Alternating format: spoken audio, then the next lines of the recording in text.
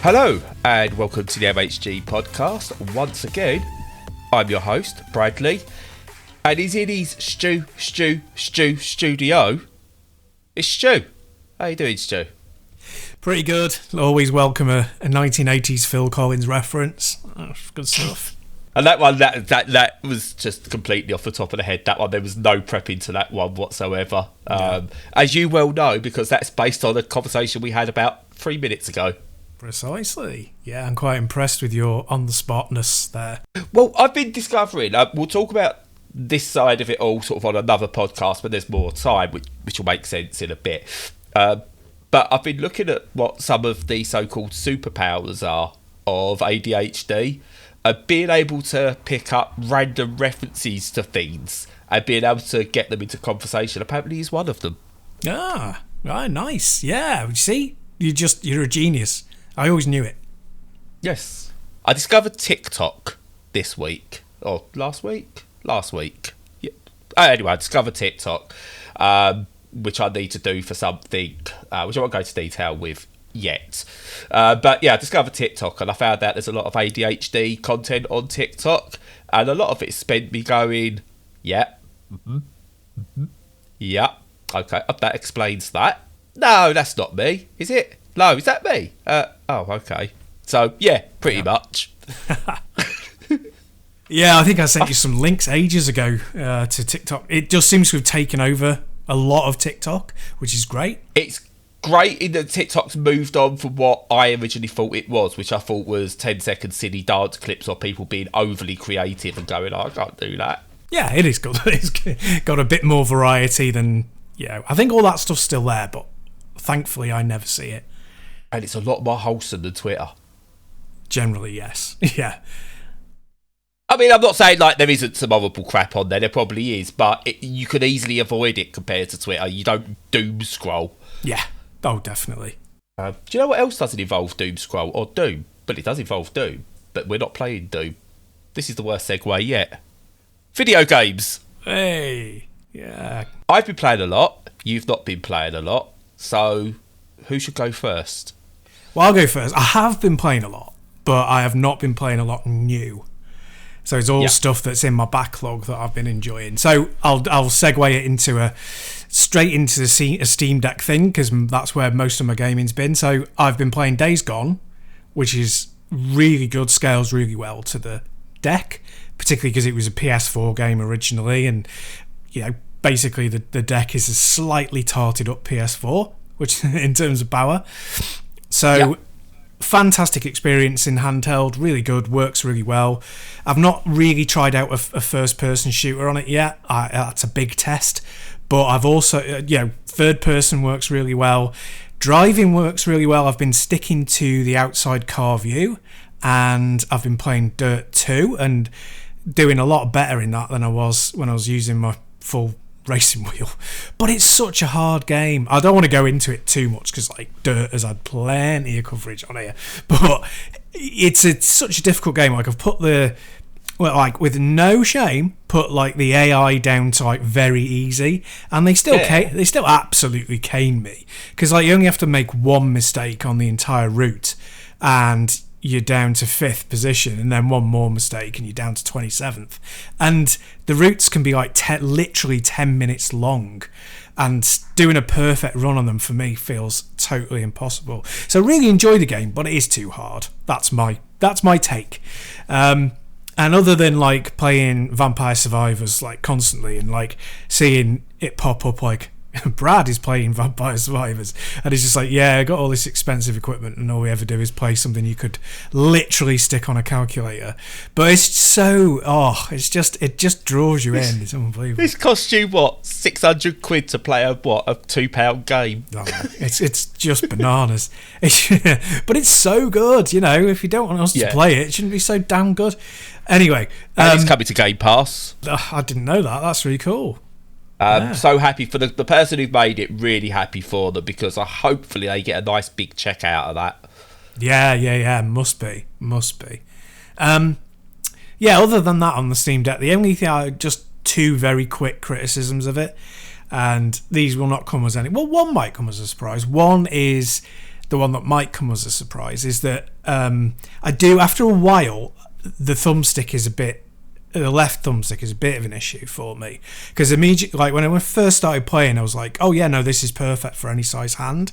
But after time, I've realised that because I've got like small hands and a small thumb, my resting position isn't like, on a regular like 360 pad, it's only like a few degrees off centre, but on the deck it's already quite far over.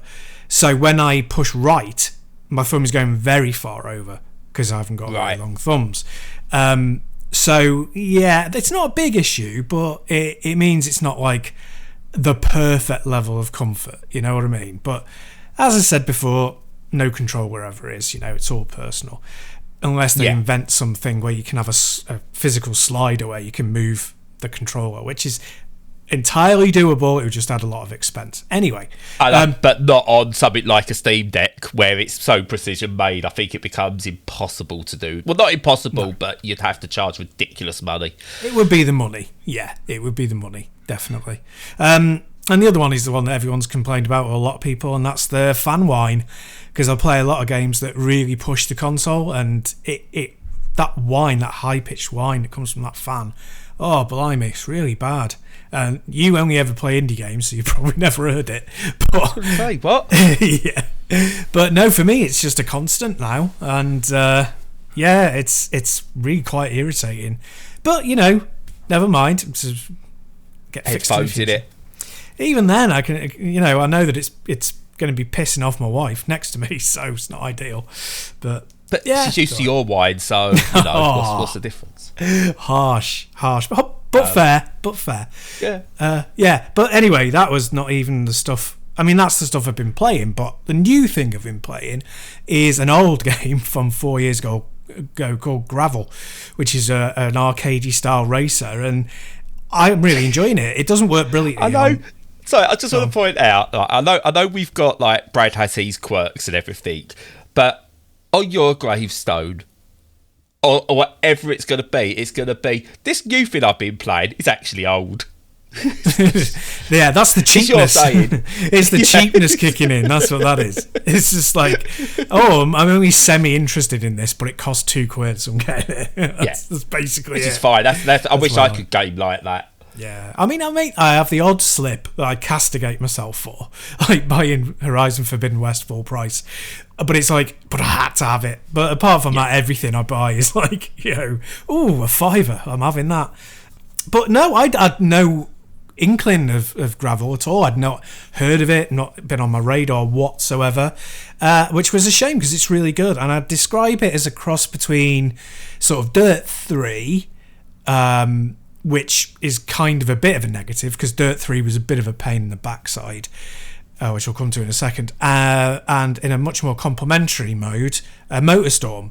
So it has circuits and point-to-point, which, MotorStorm kind of didn't. It was more open area. Yeah. But it has that kind of like melee feel, lots of jumps, kind of lots of, kind of like tricksy, you can take this route to get a slight advantage on your opponent rather than being strict tracks. And all of that works really, really well. And the handling's really good fun because it's not too difficult. It's quite simple, but with enough nuance to make it a bit of a challenge. And I mean, from the Dirt 3 side, it's just really that it has lots of cross-discipline stuff. So you're sometimes driving these big trucks, and I'm not as into that. And it has a lot of the dude bro kind of, Red Bull sponsored style kind of flash that is annoying. Yeah. And lots of that culture anyway. Yeah, so it is. But I mean, it's not a sponsor. It's just kind of they're imitating Dirt 3 and the Dirt series, and it's kind of like, you could have left that out and I would have been happy. But anyway, that's only a minor criticism because generally it's a really good, fun, arcadey game. It's not too difficult, easy to get into, good handling, doesn't do anything particularly new, but does what it does in a really solid and fun way. And it's dirt cheap on the PC at least, so check it out. Surely it's gravel cheap. Well, it's dirt cheap, Oh, that reminds me, because we've been talking about rally games, I can insert my rally bumper right here. 3 right, into 1 left on course 130. No, the f***ing way! Oh, you've not been able to use that for a while, have you? No, it's been ages. So please put that back in. Well, if we're gonna do it, we're gonna keep some of the rallying stuff in there just briefly. Check out Rush Rally Origins, by the way, really good game, and it's on Steam now. Oh, nice. I'll have a look. It's like a isometric top-down rally game, but it plays really, really well. Excellent. But yeah, just on the Steam Deck briefly, a couple of bits you pointed out. The ergonomics for me, again, this is where the preference thing comes into it. It's perfect. It took me about a few days to get used to it, everything being top heavy in terms of like everything, like the D-pad, the both the analog sticks and the buttons are all horizontal, and then you've got the pads below them. And I thought, oh, this is going to be really weird, but it actually makes it so much easier to hold. You're not like you put the analog stick further down and the buttons up, and it was done like more vertically, I think you'd be struggling with the weight of it and the size of it. But by doing that, you're holding it at the top, and it's just you forget you're playing a handheld in a way. And I think they've done really well with that. It is just a shame that they can't do it, that it can benefit someone like yourself who's got slightly smaller hands and struggles with that extra reach. But I suppose what they've had to do is look at what's the demographic and what's going to be the best option. But it's the same with, I think they need to, can they produce an option that has, I don't know, pay a bit extra or something, but you get one that's got less travel or something that allows you to use it in a way. I don't know what that is, but it's the same with when we talk about accessibility. It's not only on the software side.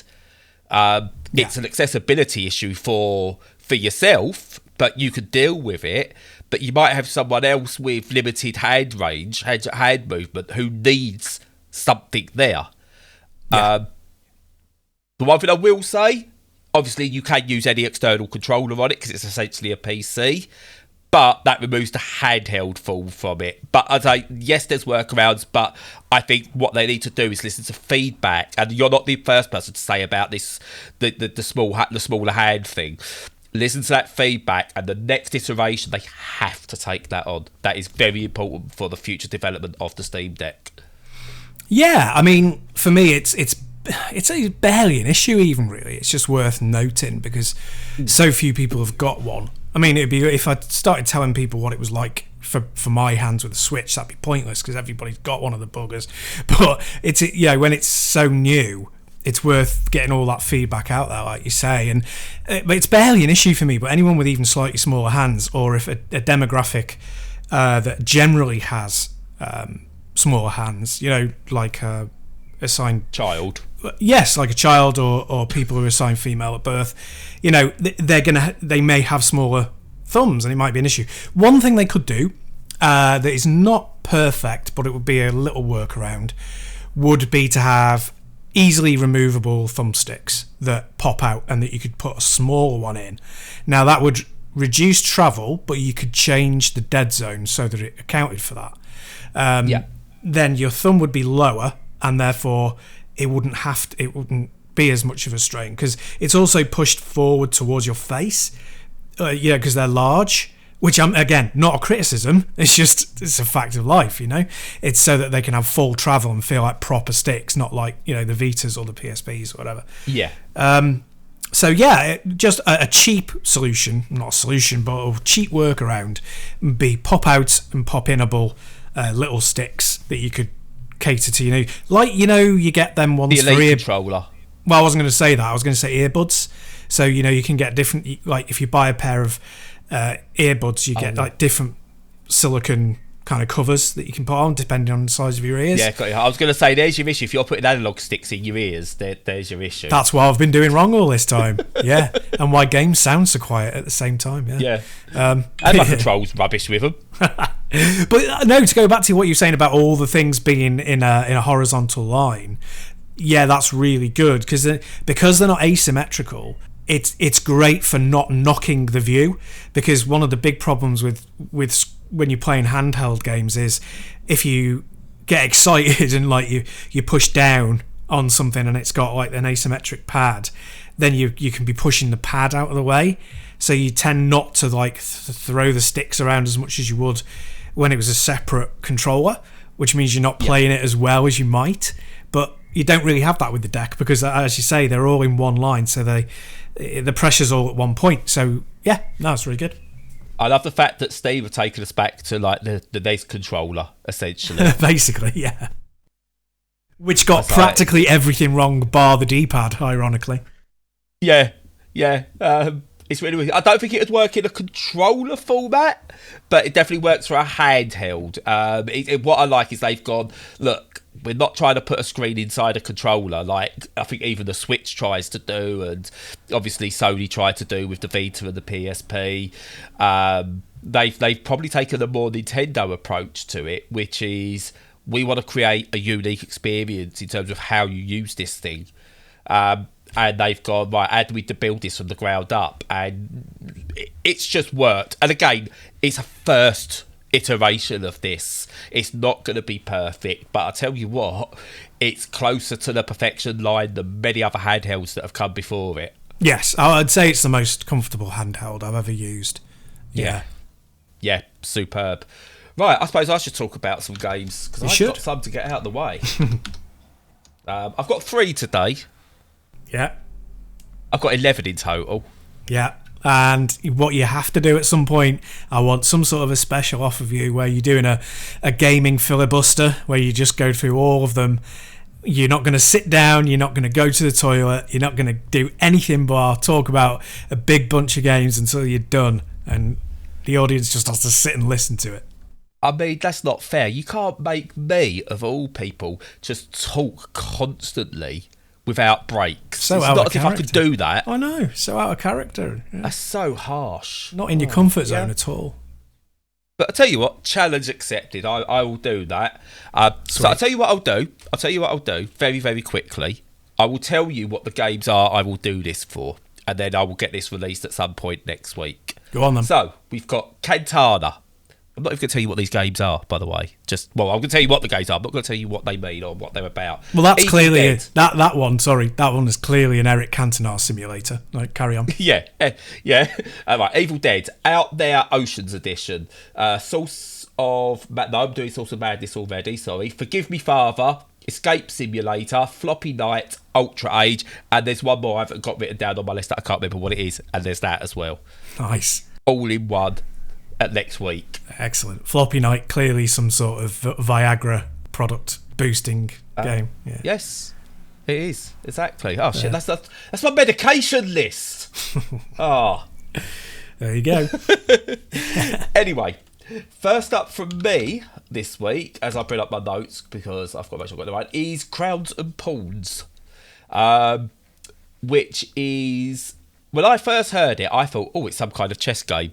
Yes, please. It's not a chess game.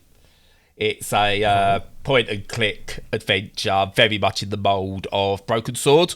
And yeah, wow. I really, I don't know if it's my age or anything like that, or just that point and click adventures are just improved. Come at me, point and click lovers.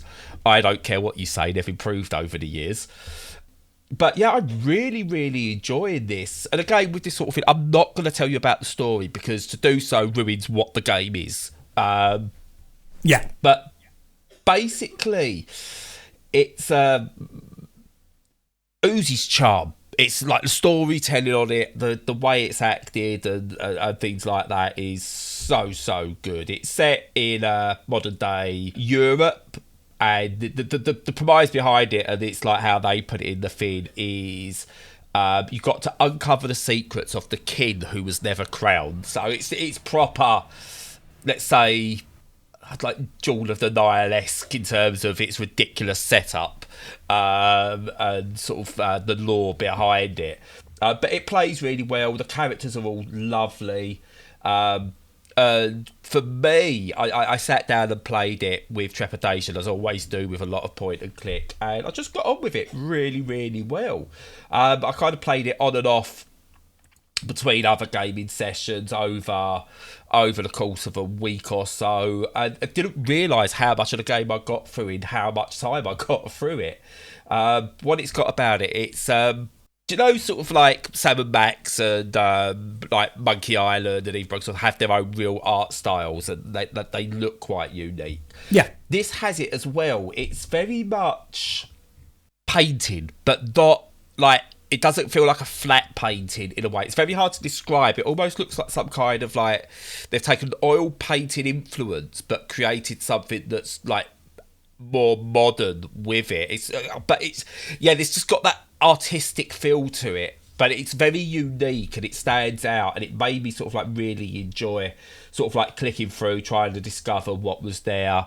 Credit to the developers, it's fully voiced throughout, so that was really helpful for me, because I've had some eye issues and there were some elements where I was struggling, but it is fully voiced, so that helped lots. And yeah, it's just fun. The puzzles are really good. I really enjoyed the puzzles in it, and again, it's very hard to describe, to talk about these things without going, look, this is a puzzle I really enjoy, because it's all central to how you enjoy the game, so I don't want to ruin that. Its dialogue choices seem to matter. Whether they do or not, I don't care. They seem to, which is important, because it does the smoke and mirrors thing really well. I played it on the deck, and I used a lot of touchscreen for this one. Right. Oh yeah. That works well. Really, really good. I was able to flick between touchscreen for some bits and the buttons for mouse control, etc., for other bits. But yeah, it just worked really, really, really well, and I just can't recommend this one enough. Cool. Get it? Yeah. I don't want to sound like we're actually doing reviews, but yeah, get it. I mean, it comes from the developers are called Tag of Joy. And it's also published by Thunderful Publishing, who do the likes of Lonely Mountains Downhill. So they've got a good solid thing. But the last one these people did, the developers, Tag of Joy, it's not a one they've done before. It's a city builder that's got no release date yet, that looks really nice, called King of the Dwarves. There seems to be like a chess theme with their naming, but it's an underground city builder from the same people they've got coming out. So yeah, interesting. It seems like a debut title for them, and yeah, I think they've nailed it. Nice. Checking my notes, looks kind of like The Sims graphically, but with, like you say, like a kind of painterly wash over the top. It's really very pleasant, very attractive, appealing kind of look. I don't normally play those sorts of games, but if I see that one cheap, I might give it a go, because it would be a nice thing to try out on the deck in terms of, like you say, point and click stuff. Oh yeah, definitely. I think I've got to stop sailing around and saying I don't really like point and clicks, because I've been saying that a lot over the past year or so, and then playing a lot of point and clicks that I like. Yeah, I was going to say you enjoyed all of them. For somebody who doesn't like them, you're really liking them. So, but yeah, no, really, really enjoy that one. So yeah, if you get a chance, check it out. Very nice. So next up, complete change of pace, this one, but also, I mean, this could almost be like a wholesome direct. These first two, I've been playing the Gunk. Which again I went into fairly unknown as to what it was. I'd heard about it again from Thunderful. This video obviously is not sponsored. It's just ironic that it's got two Thunderful publishing games, and it's also from developed by Image and Form Games, who you may well know for the SteamWorld games. SteamWorld Dig, SteamWorld Quest, etc. And the Gunk seems to be their first foray away from the SteamWorld aesthetic and play styles. So I don't know what I was expecting, but what I essentially got here is this exploration action adventure game where you've got two characters who I think are in a relationship together, might not be. They've done that. Do you remember I mentioned last week or the week before about Bug Snacks? Yeah. Where I said it handles representation of same-sex marriages, etc. so well, because it's not a big deal. It's the same here. There's these two characters. You play as a character called Rani, and they have discussions where it sounds like they are in a relationship, but it's not like, oh, look at us, we're lesbians or anything like that. They're talking about like their bills and how they are going to make their rents and stuff like that. They could be flatmates in this world, but it's not like made obvious. And again, just a little point, it's nothing, but it kind of sort of like triggered me to remember it. It's like, that's really good. That's how I want to see if these are a same-sex couple.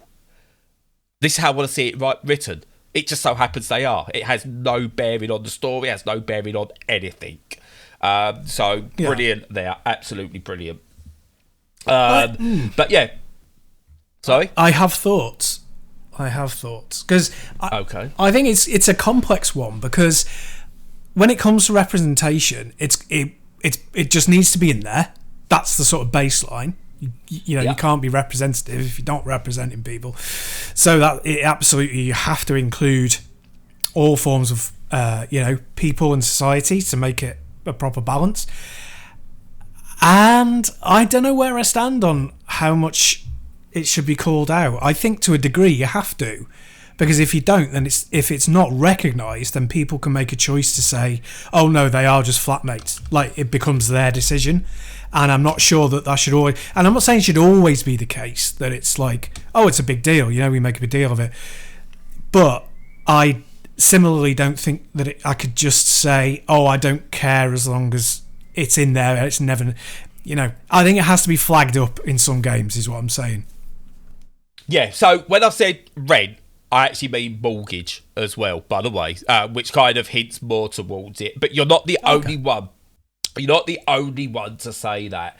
I think I read in a couple of feeds, a couple of people going, it needs, for now, to maybe be a bit more obvious. If you're writing a queer game, then celebrate it as well.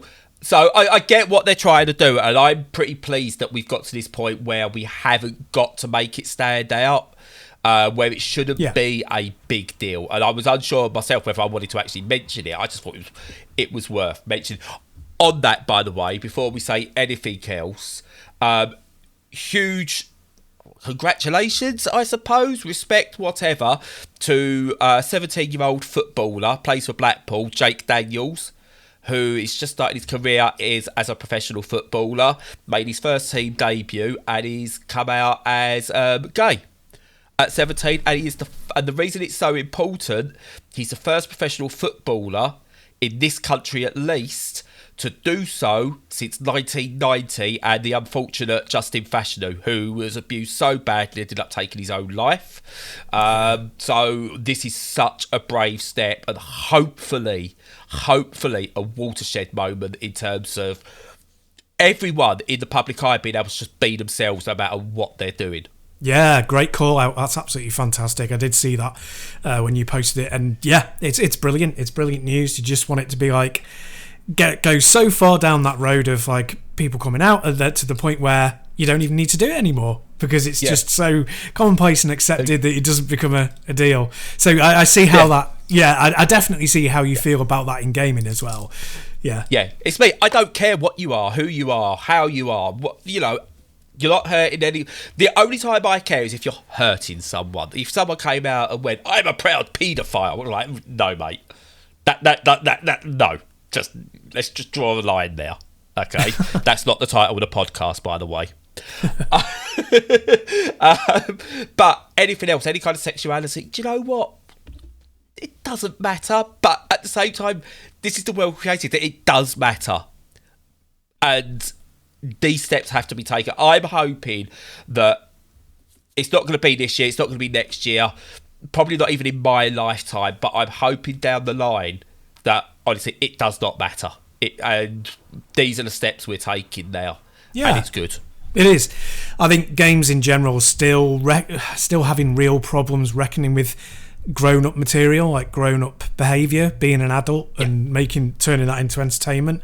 So, like I was watching a clip of Crown and Pawn, there was somebody smoking a cigarette, and it's like, how often do you see that in games? Almost never. Ooh. You occasionally see Yes, it was, yes. Yeah, you occasionally see like a character have a victory cigar, but that's a very macho, testosterone-y kind of thing that seems to be accepted. But somebody smoking a cigarette in entertainment, you almost never see anymore. But it's a common adult thing. It should be represented. You can't just go, oh, I'm afraid it will inspire people to smoke. It's like, no, what you got to do is represent reality. In some games, you have to have that reality represented. And there's very little of that. There's very little mature exploration of sex and completely separate from sexuality, sex. Yeah, and a game that was all about your mortgage and your love life and all of that might not be the most exciting kind of game, but working out how to have those things represented in at least a larger part of the gaming world would be a good thing. Yes. Oh no, totally agree. Just a quick one on when you talk about things that stand out and make you sort of like go, oh, okay. That person smoking. It's the same as. Do you know when you watch a TV show like now and you see people are sat apart and there's gaps between them? Have you done that? Watched one and then you've gone and called a much older episode and they're all sat really closely together and that's made you feel uncomfortable? Oh, I don't know. Yeah, I mean proximity and stuff has become a much bigger thing since COVID, but yeah.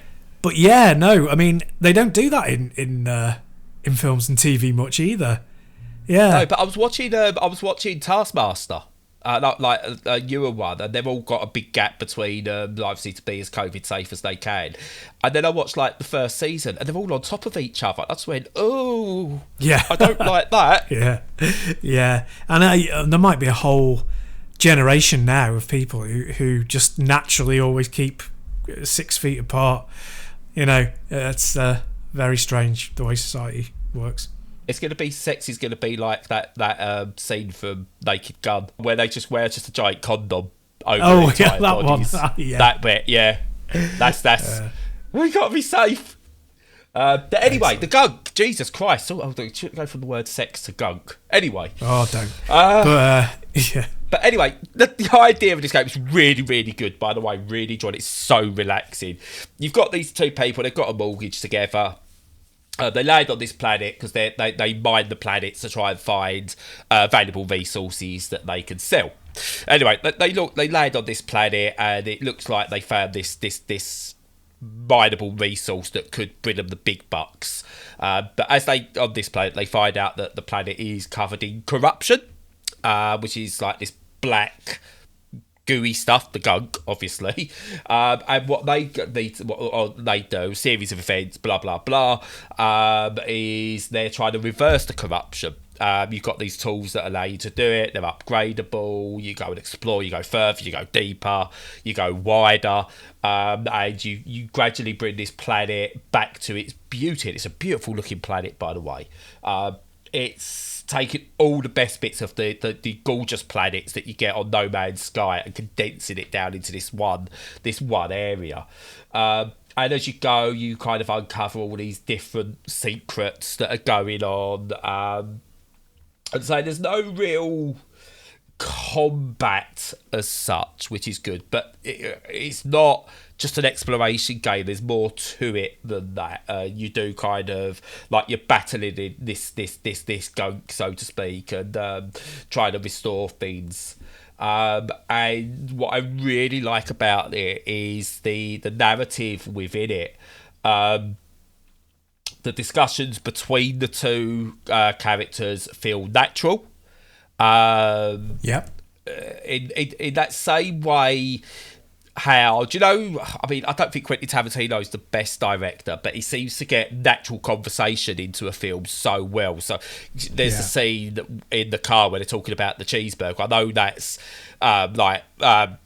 like sort of like enhanced and stuff like that, but it feels a more natural conversation that two people would have on the journey to somewhere just about nothing, and it's better than, oh, we're gonna do some plot points at this area. Yeah. So, but this is what this is like. It just feels natural. It's not trying to drive a plot, and I found myself so interested in it that at times I was forgetting that I was playing a game and just I felt like I was listening in to two people have a chat, and then but just doing the game as I went along anyway.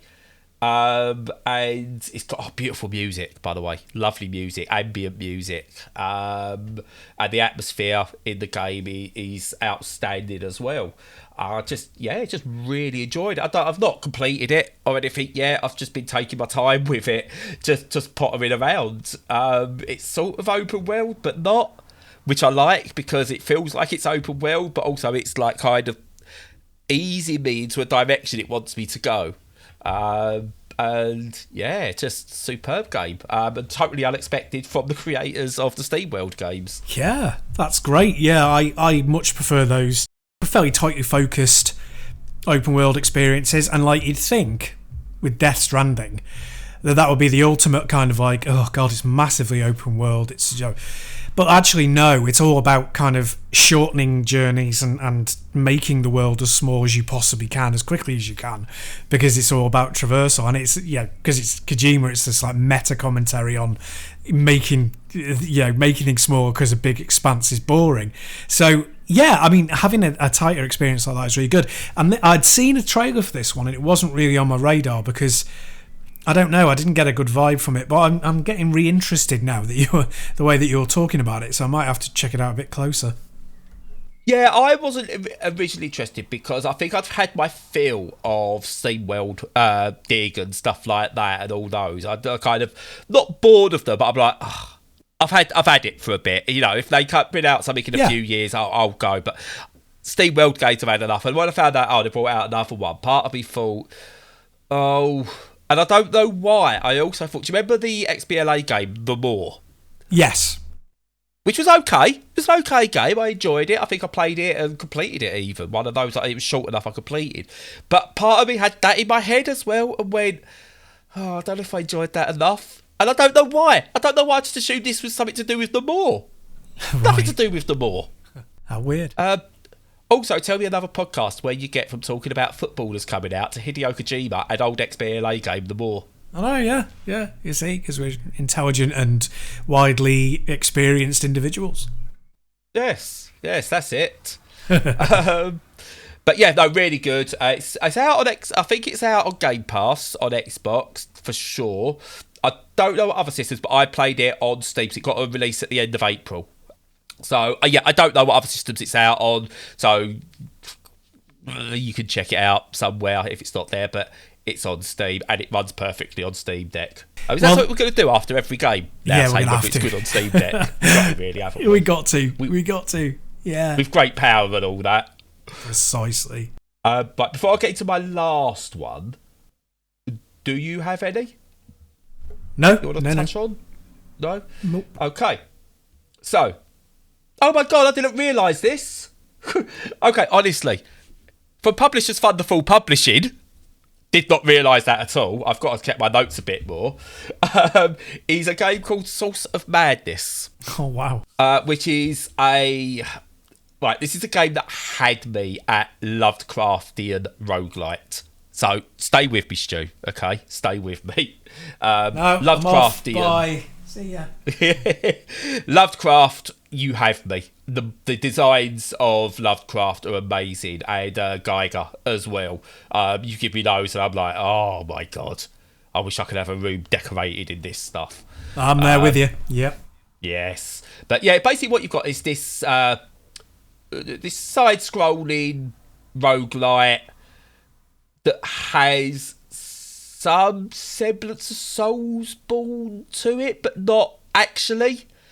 It's very hard to sort of like work it out. But anyway, you become this acolyte. You're going on this journey. You know, it's a roguelite, so you go through it a little bit, and you die, you're resurrected, and there's a bit of story beat behind that. and then you get a bit further, and more happens. But you sort of like, yeah, you definitely like, you go through, you get better and better and better. It's got all those trappings. But what I really like about this game is it feels like, in a way, a slower and more purposeful, darker Dead Cells. It looked to me, in terms of the way the animation works, the way it plays, the way you progress. And I just enjoy it. It's not a fun game, but it is. It's a testing game, but it's good at what it does. It's designed to be a testing game. Yeah. And it works. It's got that element of keeping it fun still while being tested. And yeah, I found myself, again, struggling to get through it early, as you do with a lot of these games. And the procedural generation, it's weird. It doesn't feel like it's procedurally generated, even though it is. It does feel familiar as you go through again, which again I think that shows really good procedural design. That if it can still feel familiar, despite it being different every time, that you've done well. Yeah, I think that's really good. It just changes things up enough. Yeah. I agree. Yeah. I agree totally with that. I there's definitely a place for procedural generation, but often that's in the bin. But because a well-designed level is just beauty, it's just fantastic. But there is a place for it. I think, like you say, a good way to do it is to keep like several really good elements always in there and just tweak around certain less important ones, perhaps, like enemies and enemy placement and some of the platforms and, just little bits and pieces, rather than go every single time we're going to take like these same 8 tiles and just randomly scatter them in place.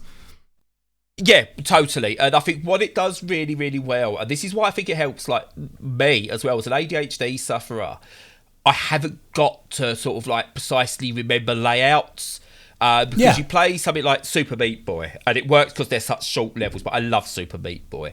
But to get the best out of that game, you've got to trial and error, remember what you're doing in that level, to remember the exact points to get through. Now, that's fine in short levels like Super Meat Boy, but other games design it around, you've just got to remember your entire way through this level and things like that. I can't do that. But if you say to me, look, here's the idea of how to get through the level, but it's going to change up all the time, so you haven't got to remember, that allows me to actually focus on it more than if it's completely the same every single time. So again, I love well-designed levels, they work, but I think not when it comes to having to those levels be pinpoint recall to get through them. That's when it becomes frustrating for me. And I think this gets the balance done really, as Dead Cells does. I think Dead Cells, Hades, Binding of Isaac, and this now, I think are all wonderful examples of how you can do procedurally generated perfectly. Or how to use it to get really good game design. I could probably list off loads that do it poorly. I think like Neon Abyss, as much as I like Neon Abyss, I think that does it quite poorly. Yeah. And equivalent of good solid design is I suppose Super Meat Boy Forever, which is longer levels, and that just lost me. I was like, that's their custom designed levels, but again, it's going, you've got to remember this. I'm like, I can't. I bounced off it. Yeah. But anyway, with this, what you've got in it as well, it's got a good mix of close range combat, which is good, ranged combat using like magic and things like that. You get various different upgrades, lots of loot to pick up, and then skill trees to sort out. But it's all done in a really decent way that it doesn't overwhelm you too much. It can overwhelm you, especially the skill tree, but that's a personal thing. I just can't get my head around skill trees. I'm not a big fan of them generally, I have to say. No, I just can't. I look at it and just go, what I do is going to be wrong. Yeah. I go, Give me an idea of how much I'm going to have to spend throughout the game. So do I focus it in one or do I spread it out? Just give me an idea of what I should do. Not just here's a skill tree and I'm like, oh my Jesus. I don't know what to do. I'm exactly the same. I get analysis paralysis. I'm like, I don't know, I don't know what it's going to do. Yeah. I like games that, if they have to have those in, and some games do, I like the ones that allow you to reverse it if you change your mind and just take a different path. Just refund the lot. Exactly. And start again. Superb. Do that. Every game should do that. Yeah. Or also, give me the option, right? If you've got it in there, so you've built your game around a skill tree. You know what's best. Okay, on the whole, right? So depending on what builds you want. Right, so have it that people don't need to have this, but have an accessibility option. This is accessibility again, where you can turn it on and just go, do you know what, game? You decide for me. I want to be strong, so you do that. Yeah. Or I want to get lots of loot. You do that skill tree. All those sort of... Let me choose a path. You do it for me. Yeah. And if I do, and then I might look at that and go, oh, okay, that's how that works. Okay, now I can tinker. Give the option, because you've built your game, so you know what it can do. You know what it can do. And just do that. Just allow me to do that. Allow you to do that for me, so I can play your game and not get, as you said, analysis paralysis. Yeah. There's the title of the podcast. Yeah, I reckon it is.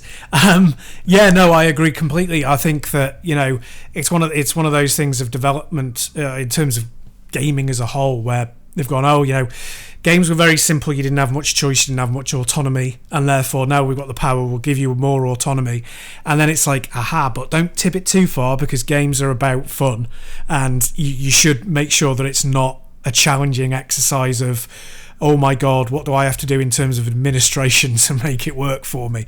And some people love that. So put that in, and then, like you say, have a few pre-built character classes that you can just go bing, and it just picks the right stuff for that, and you're off. Yeah. And again, I will maintain, if you ever want an example of why simplicity is always the best, still the greatest platformer games of all time are the original Marios. Super Mario World especially. They've not been bettered because there's no upgrade path. It's just you and the levels. Ironically, custom built levels that are designed to within into their life. But again, you don't. But again, it's brilliant because you don't need to learn pinpoint accuracy on all parts of those levels. It allows you that moment of, oh, I messed up, but I can recover it. Yeah. So again, it's that's all important. And I say with this, it's not just like the skill tree. You've got to learn what magic you might want, what weapons you want to use, what abilities you want to bring in. Again, what class of character you want to use, what spells there are, and that all comes into it. And then I'm looking at going, right, does my skill tree development base work depend on what I'm actually doing with my classes? Does it depend on what I'm doing with my spells? And do I bring that into there? What if I've gone too far that way? Do these spells become useless? And that's my thought process. All the while, the game itself is wonderful and I'm enjoying it, but it just gives me that moment of, I'm not playing it right, and that's making me not enjoy it as much as I want to, despite this being such a good game that I really, really like. Yeah, absolutely. No, I think that's exactly right. With probably a lot of people, it's definitely like that with me. Yeah. And what I will say with this, because it's, if I recommend this, which I do, I fully recommend this as a game to play. I very rarely play a game that I don't think I will enjoy, so I'm never going to go to one, don't touch this game. But it's with this one, it is, some people might look at it as a bit pricey. I don't think it is. It's like, it's 17 quid, which is about right, I think, for a lot of roguelikes. Yeah. But it comes into that one where people have these things with puzzle games where if you charge more than a few quid, it's expensive. And I think a lot of people have got roguelikes at that £10 mark. That really doesn't matter. It's good. It works really well. You'll definitely get that value out of it. Cool. Definitely going to check that one out. So that's it, games-wise, from me.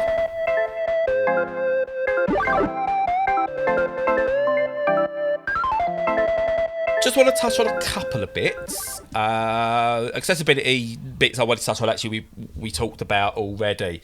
Just want to touch on Activision. and their latest China PR disaster with their inclusivity tool or whatever it is that they've done. Have you heard about this one? Yes, I saw that on James Stephanie Sterling's video. Oh, Steph done it. I haven't watched Steph yet. I haven't watched Steph Sterling's yet. Yeah. Oh, okay, I'll watch that because they'll probably absolutely tears it into little pieces of tissue. Yeah, so I read about it and I saw it and I was like, why is it the more diverse someone is, the further out on the graph it is? I was like, just why? That was their point. That it's like, oh, you're taking, white heterosexual male as the standard and the default, and then going out from there. It's ridiculous. Like, you can't. But I was like, how? So, are you more black, or is it a different colour? Is a Chinese? If you create a Chinese character, are they closer to the centre or further out? Because they're not as dark as someone else who's black, possibly, but they've got a different look. How? What? Who thought this was a good idea? I know, right? Terrible. Absolutely, every last bit of it is a stupid idea. Although part of me wants to know where I'd fit on that graph. Because I look like, if you used to look at me, I'm a cis white man. Obviously, I'm not. I'm a pansexual, non-binary me. Yep. I think, according to Activision, probably the only bit of me that would be in the centre is my colour. So my ethnicity is dead centre, according to Activision. But I don't know where I'd be, because I'm not... What do they consider far out on their scale of sexuality? Is gay all the way out? And what have they done gender-wise? But surely someone went, look, we've had a few PR disasters, Mr. Kotick and anyone else in the CEOs who are still here somehow. Right, we've had a few PR disasters. Maybe let's not do this one. It's not going to go down very well. I know, right? Use it internally if you have to. Don't. But if you have to, use it internally. Don't shout out about it like it's you've solved discrimination. Oh, blimey days. So rubbish. It sounds like they're trying to absolutely tank their company's value. So Microsoft can end up coming in and going, give you a $5 for it. Yeah. Oh, it's crazy. Yeah, they just seem to make one mistake after another, and it's because they don't want to change and they don't know how, because they're all so awful. It's like it's literally the ideas of people who have no clue, and you're seeing them. Just seeing them there right in front of you. And it's like, get some external people in to actually solve the problem. Yeah, 100%, and it's get a consultancy in, because I dare say if you've got a consultancy in, they're going to look at that and go, no, don't do that. Exactly. If you really want, if you really want out the company, just leave. I don't know what you're doing. Just leave, because that's all I can think now. Right? Is Kotick and the others? They just want out of the company. That's the only thing I can think as to why they're doing this. And they're looking for someone to see how far they can push it before they're booted out. Yeah, the alternative is they don't know what they're doing. And you just can't imagine anyone not knowing what they're doing on such a grand scale. But I found out about, talking to TikTok earlier, just to bring it back round to a conclusion. I discovered something about Doom piles and Doom boxes and what those are. Boy, I didn't realise I did that. Do you know what a Doom box is? And no, it doesn't have Doom Guy in it. Yeah, no, I saw this the other day. Yeah. It's stuff that's just chucked in, apparently with a plan in mind, but actually it's just everything bunged in there. That's right, isn't it? Yep, pretty much. So there's two versions of it. There's the Doom box and Doom piles. And the Doom pile will come on first, because again, this was a TikTok thing. I watched it and just looked at my coffee table next to me and went, yeah, that's on there. That they've got that. I've got that. Which is a cup that may or may not be from that day. Okay. They pointed out door keys. I went, oh yeah, there's my door keys. That's there. A bag of crisps wrapper. Yeah, okay. So and they like and other random knickknacks. I went, okay. So I've got my Pepsi bottle. Yeah, that's there. I've got my charging box that I'm not using, like my portable charger. I'm not using it at the moment, but it's there just in case. I've got my blind stick, which I only need when I go out, but that's on my table just in case. I don't know why I need my blind stick in the flat, but it's there just in case. Going, I've got microfiber cloth. Yeah, that's there just in case. I was like, okay, I've pretty much matched a lot of what they've got. Okay, so I definitely do doom piles. Then I started looking around and going, oh my Jesus, they're everywhere. But it's not, our flat isn't like filthy, but boy, is it cluttered. And then I saw something about the doom boxes. I read up a bit more. I went doom boxes, and so yeah, you're right. It's a box where there's stuff in there which to everyone else just looks like you just dumped crap in there, but to you there's a plan, but not a plan you want to deal with. Just by my sofa, I've got like this box in there, and in there I've got all my handhelds, bar the Switch and the Steam Deck, because the Switch is on the dock and the Steam Deck's always next to me. All my controllers, bunches of wires, some plugs, some more microfiber cloths. I don't know why I've got so many microfiber cloths, but just in case.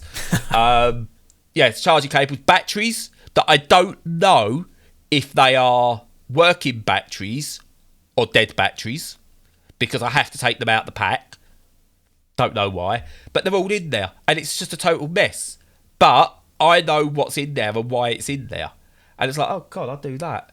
So yeah, really discovering more about your own ADHD and stuff making sense. And I was talking to my mum about it yesterday. And she just went, yeah, she had inklings but was unsure. She goes, like, I grew up in the 80s, no one had ADHD in the 80s. And like when it did start coming about, it was just like I was odd. And, like my teachers all described me as odd, and Brad is a socially struggles socially with the other children and stuff like that. Yeah. No shit. And was told, like, my mum was told, like, the reason I was bullied was my fault and stuff like that. So when a teacher tells your parent that you being bullied is your fault and the way you are, you believe that, which is why I can cope. But it's tiring to cope. Yeah. And I've worked out because I've been so tired this last year. And I thought, it must be COVID.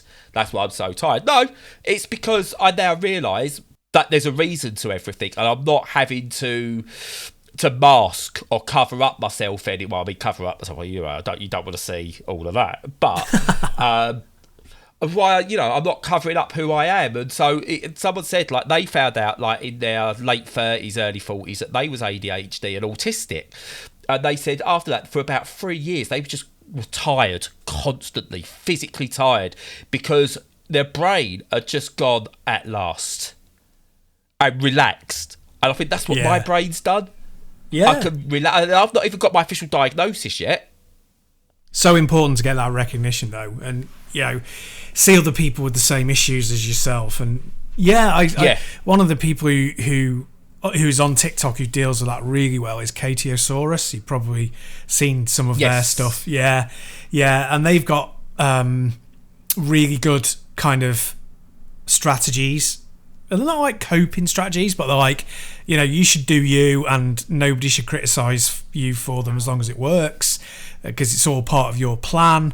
And then goes through their kind of, this is how I do it kind of stuff, and doing boxes and all sorts, and kitchen equipment, just everything really. And it's just fascinating, and she's great at explaining it. And it's brilliant. Yeah, I mean, literally, the last thing I want to say, and it's not me sort of like self-diagnosing on TikTok or anything like that, but I've suspected there's been some form of autism there with myself. And one of the ones that really done it, and one of the reasons I've always told myself, no, I can't be, is because I can make eye contact with people. And this is where I think knowledge has got to be improved from the ground up, because I've always assumed not being able to look somebody in the eye is one of the major signs of autism. But apparently that's a bit of a myth, because it's just one of the potential signs. Someone on TikTok was talking about sort of like they do this thing where they go conversations with neurotypical people. And it's they're doing like the back and forth, and they go, "Oh, but you can look at me when we're having a conversation," and then they're turning around doing their explanation bit and going, "Yeah, I can, but I feel like awkward about it." I said, "I will make eye contact, but I don't like it because I know that's the social norm, but it makes me feel awkward." And I was like, "Oh, yeah, okay, because I can make eye contact, but if I'm making eye contact with someone, all I'm thinking about is I want to break this eye contact, but if I do, they're going to think I'm not listening to them, and if they think I'm not listening to them, they might not like it, or they might think I'm being rude. I don't want to be rude. I just need to make sure I'm keeping eye contact." I'm going, that's not normal, is it? No one else does that. Well, I think... Or neurotypical people don't do that. They don't sit there going, right, this is how I must maintain focus. Well, I think, like you said, there's a lot of nuance. Some people don't like the intimacy of keeping eye contact all the time, even if they're so-called neurotypical. And also, like you said, it's strange the way that I think now that there's much better representation and people are starting to understand ASD a bit more, that it's like, oh right, well we can categorize this now. We can put all of these things into a box and go, yeah, you're that, you know. And it's like, well, yeah, I mean, there's a degree where that's good and there's a degree where it's not, because if you you individually go, yeah, no, I'm autistic and one of the things that I have issues with is X, Y, and Z, that's fine. But Y might be something that I struggle with. X might be something that you, Brad, struggle with. Yeah. And it's kind of like, yeah, people are people at the end of the day. And it's like, what people should be trying, what the takeaway should be from learning more about ASD and about neurodiversity is, when people behave in a way that you're not expecting, just accept it. Just accept it. Yeah. And that's the takeaway. Not, oh, I'm going to start putting you in a box. Oh, yeah, you're ADHD. Yeah, no, that's not the takeaway. It should be just, be much more accepting of the way people behave. I did see a good TikTok, it was similar to one you were talking about, where they went, you should make more eye contact when you're chatting because this person's looking away. So they stare at them, and then the person goes, oh, no, you're staring at me. I don't want you to stare at me. And it's all about that thing of, well, I want rules. Like, nobody's told me what the rules are. I'm just expected to know. Yeah. And it's like, you know, if you find that there are problems, don't just criticise. Say, say how you feel and see how that goes. So, yeah, bit of a ramble, but, yeah, there needs to be more sort of understanding and acceptance rather than categorisation, I think.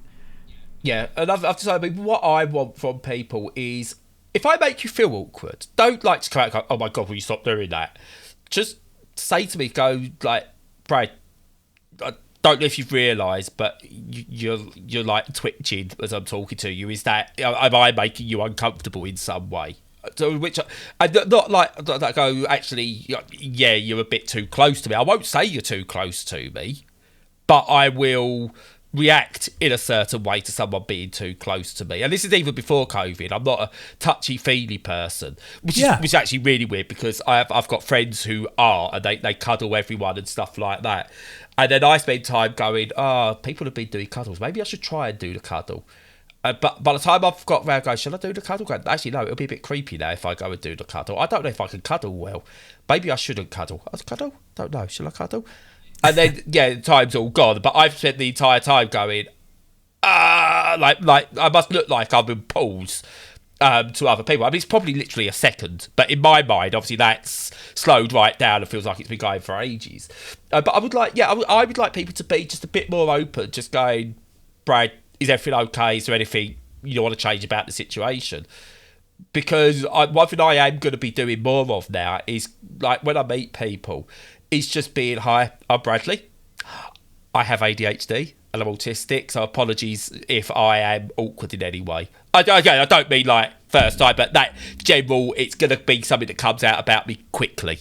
Not, I'm not going to wait until a year down the line and hope people have picked up on it. Yeah. I'm going to make it fairly well known about myself, so I will try at the first opportunity of going, if I don't look at you when we're talking, or I'm looking away, I'm not ignoring you. It's just, I've got ADHD, autism. I just make it obvious. I think that as people can start accepting that, that's when life's going to get better for everyone. Yeah, definitely. One of the things I always notice is, there's a big difference between people who may be neurodiverse and have the way of behaviour that is making them feel comfortable, and if you're neurotypical, you think that that's something that's not normal for yourself, versus people who are acting strange and acting odd, because there's often a lot more, and I mean for themselves, so there's a lot more sort of stress and stressors in their behaviour, because they're trying to force themselves to behave in a way that doesn't come natural. And so somebody seems fairly relaxed, but they're louder than the rest of the people in the room, or they're quieter than the rest of the people in the room, or they're moving about more than another person in the room, or a lot less, or anything like that. Any extreme, but they look comfortable, I automatically go, yep, no, that's cool. Yeah. It's only when people seem to be upset in themselves that I would, look at what they're like, what's your problem kind of a thing, you know what I mean? Whereas all the other stuff, 99% of the time, that's on me. So I've been asking more in conversations with people, even when firming up plans and stuff. I've been saying things like, feel free to cancel anytime, tell me if anything changes. And then when I'm in a meeting, or that event has started, I'll be like, are you okay with this? You all right where we are? Do you want to take a step back, or do you want to go faster with something, or do you want to just cancel this altogether? Just giving people that out, and recognizing that sometimes things, it's not the right time for people and they can't do it, doing all that stuff, it's dead easy, and it just seems to make life much more simple. Oh yeah, totally, 100%. And it's I think we are the last generation where I think it is going to be an issue. I honestly think, because again, we'll go back to Jake Daniels, and we asked Lucas about it, like, what do you think? And he just went, isn't there? There's no gay footballers. Oh, okay. We went, well, there is, but, not out ones, how do you feel? And he went, whatever. I don't care. And this is why I know the future generations, I don't think, are getting caught up now in what our generation, as much as it pays me to say, and our, the older generations, have tried to dictate what's normal or what's right. I think the kids have all grown up with all the information at hand. They're looking at it and going, nah, mate, see all you lot, that's bullshit. Yep. I think, it's great. It's great that it's moving in that direction. So happy with that. So, it was a really good discussion, actually. And I think representation is getting better, and it's less of an issue for the newer generation, which is fantastic. So but if you're suffering with any issues, please do join our Discord. It's not just for mental health talk, but it's also very good for mental health talk, so feel free to do that, and enjoy us on all the socials. In the meantime, hope you enjoyed the podcast. Stay safe and stay sane.